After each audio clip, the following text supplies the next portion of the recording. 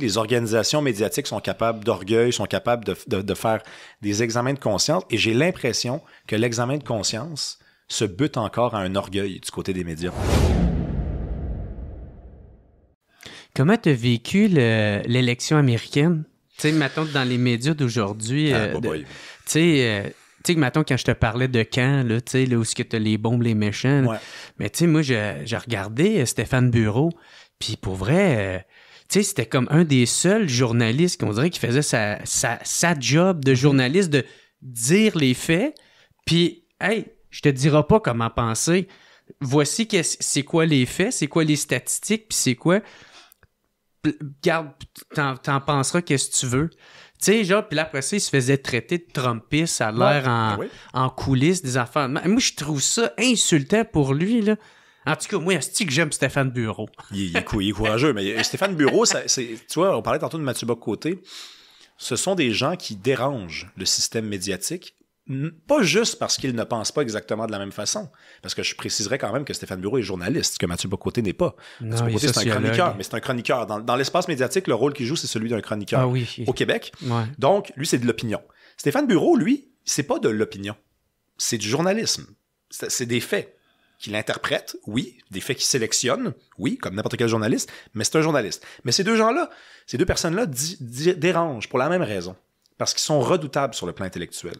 Puis ça dérange ça parce que des fois, t'es pogné avec quelqu'un qui pense pas comme toi, mais tu peux l'achever parce que t'es supérieur à lui. Mais bonne chance avec un Stéphane Bureau. Mm-hmm. Bonne chance. Lève-toi de bonne heure. Là. Moi, je les écoute puis ils me donnent le goût de lire des livres. Ben voilà, ben c'est ça. Ben c'est une réussite. Chose que j'ai toujours pas fait, mais ils me donnent le goût. Ah ouais. Ben écoute, ce livre-là, mon gars. Oui, c'est ça. Ben oui, c'est sûr et certain que je vais me forcer à le lire. Mais tu me demandes ce que j'ai passé de l'élection américaine. Oui, excuse-moi. Non, mais j'ai jamais de mon vivant vécu un mensonge devant ma face aussi gros sur le plan médiatique que celui autour de la santé cognitive de Joe Biden. Okay? Parce que cet été, j'étais à Cube tous les jours, j'animais aussi, je faisais bon.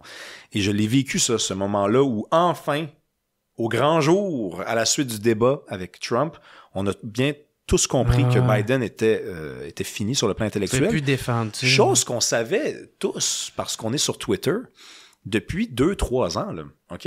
Et dans les médias, on ne le reconnaissait pas, les médias traditionnels, OK? Il y a eu quelques articles, parce que la chose était rendue de toute façon un petit peu trop incontournable, mais moi, les médias traditionnels ne cessaient avant le débat de mettre des espèces de béquilles à cet argument-là selon lequel Biden est malade. On disait, par exemple, on le voyait s'éloigner. Tu sais, il était comme dans un cadre comme ça avec des gens là, en train de prendre des photos, puis là, il disparaissait comme ça, parce que le bonhomme est sénile, là. Puis il disparaissait comme ça.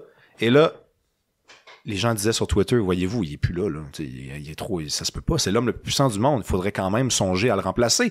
Et là, t'avais des reality checks, tu sais, des fact-checks, là, qu'ils appellent ça. Ils disaient, non, regardez, quand vous regardez l'angle de caméra au complet, vous voyez bien qu'il s'en va quelque part, parce qu'effectivement, il y avait quelqu'un en arrière de lui. Mais oui, mais ça n'excuse en rien le fait qu'il est en train de prendre une photo protocolaire. N'importe quel président, premier ministre s'en tient à la photo, ne disparaît pas du cadre pour aller rejoindre.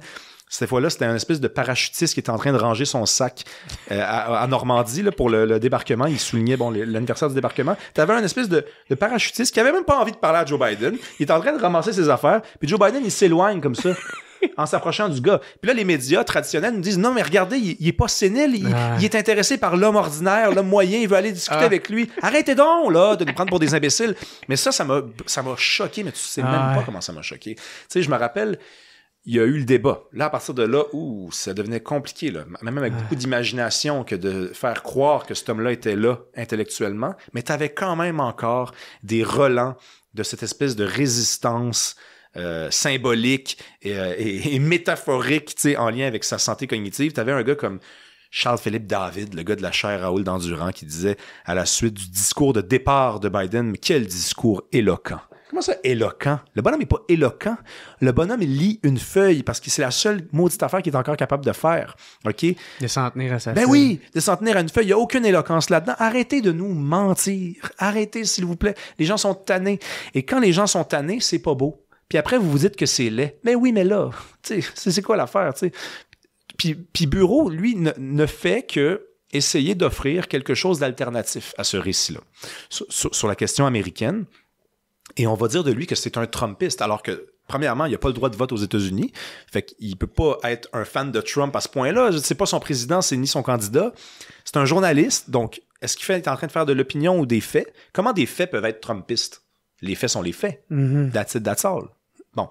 Fait que, mais parce que... À moins qu'il dise des demi-vérités. À moins qu'il dise des demi-vérités. Ouais. Puis, tu sais, on parlera après, si tu veux, de ce qui a mené à cette ambiance-là généralisée autour de la question américaine, parce qu'il y a quand même du vrai dans l'inquiétude en lien avec Donald Trump. Tu sais, il faut quand même pas oublier ce qui s'est passé en janvier 2020, là. Bon, si on l'oublie, écoutez, janvier 2021, je pense. Mais le simple fait de dire, regardez, Joe Biden est malade, personne ne vous le dit. Regardez, Trump a pas dit ça exactement de cette façon-là, il a dit ça exactement de cette façon-là. Ça fait de vous un Trumpiste. Parce que vous êtes pas seulement dans la gang de ceux qui sont pro-Trump, vous êtes juste critique. Donc, vous êtes plus dans le camp du bien. Vous êtes dans le camp sombre. Voilà. Ah ouais. Mais tu sais, oui, c'est ça. Sur la question, par exemple, de l'inquiétude, parce qu'il y a une inquiétude généralisée au Québec, tu l'as senti. Si tu me poses la question, c'est parce que tu l'as bien remarqué que la grande majorité des médias étaient inquiets de voir Trump arriver, puis étaient même prêts à aller jusqu'à créer une espèce d'homme absolument monstrueux. Tu sais. Ça, on l'a tous ressenti.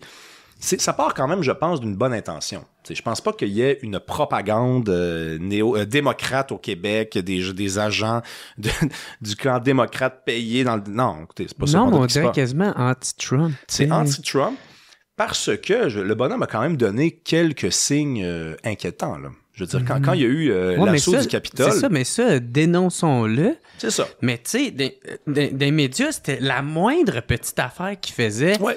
C'est le démon, c'est ici, c'est ça. Puis Chris, il fait exprès, tu sais, man. Puis justement, je pense que c'est ça qui a mené au fait qu'il était... il est devenu un martyr, tu sais. Tu sais, tous les cas où ce qui était amené en cours, il y en a peut-être 2-3 où ce que ça valait vraiment la peine, puis il fallait absolument qu'il y aille. Mais ils en ont tellement mis pour essayer de plus de le saler. Je suis absolument d'accord avec ça faisait l'effet inverse, tu sais, genre. Puis aussi, comment qu'on a traité ses supporters. Tu sais, toi-même, je pense que t'en as parlé dans une chronique, le mépris de ces supporters-là. Ben, c'est justement ça, le fait de ne pas avoir compris ce monde-là, puis de les avoir regardés de haut avec mépris, qui a fait qu'ils ont perdu, tu sais. Tout à fait. Puis, tu sais, les individus sont capables d'orgueil, les sociétés aussi, puis les groupes aussi, les organisations médiatiques sont capables d'orgueil, sont capables de faire des examens de conscience. Et j'ai l'impression que l'examen de conscience se bute encore à un orgueil du côté des médias. Parce que là, savez-vous quoi? Les anti-Trump, Trump est le prochain président des États-Unis. Il a gagné l'élection, OK? Et il a gagné en raison de ce que tu viens exactement de nommer, c'est-à-dire une arrogance, un mépris des gens qui étaient derrière lui ou alors opposés aux mesures de Joe Biden, à la politique de Joe Biden. Ces gens-là ont été vus comme des monstres. Ils se sont choqués. Ils ont convaincu des gens autour d'eux et ils ont voté pour Donald Trump. OK? Ça, c'est ceux qui étaient choqués. Après, il y a plein de gens qui ont voté pour Donald Trump parce qu'ils croient en lui puis qu'ils croient en son programme. Oui, non, mais il y a des fanatiques, mais il y a aussi plein de gens. Je veux dire, il y a des dizaines de millions de personnes qui ont voté pour lui. Il y a plein de gens qui ont voté pour lui pour des bonnes raisons, là. Mais le système médiatique devrait quand même réaliser ce qui s'est passé. Devrait le réaliser. Et pourtant, j'observe quand même que c'est un peu encore le même principe dans la presse américaine, canadienne, internationale, québécoise aussi, parce qu'on fait partie de ça. Il y a encore cette espèce de... Tu sais, tu cliques sur le titre qui est choc, tu lis l'article, tu fais comme, OK, ben finalement, c'est pas exactement ça qui est arrivé, je comprends, tu sais, parce que, bon, OK, d'accord. Puis là, tu t'en vas te renseigner ailleurs, puis tu te dis, OK, c'est vraiment pas ça qui est arrivé. Ça arrive souvent. L'extrait que tu viens de voir est une présentation de procafetière.ca. Procafetière, c'est qui? C'est simple, c'est eux autres les experts en café. Une entreprise familiale située à Varennes, au Québec. Ils s'occupent de tout ce qui a rapport avec le café. Que ça soit des machines cafetières, du café, des accessoires ou la réparation de machines, ils s'occupent de tout. Je t'encourage à aller au procafetière.ca. Ils ont une boutique en ligne très simple à opérer qui livre tout partout au Québec en dedans de 24 heures. Pas convaincu? Livraison gratuite à partir de 75 $. Perds plus ton temps puis va-t'en chez Procafetière parce que c'est eux autres les experts.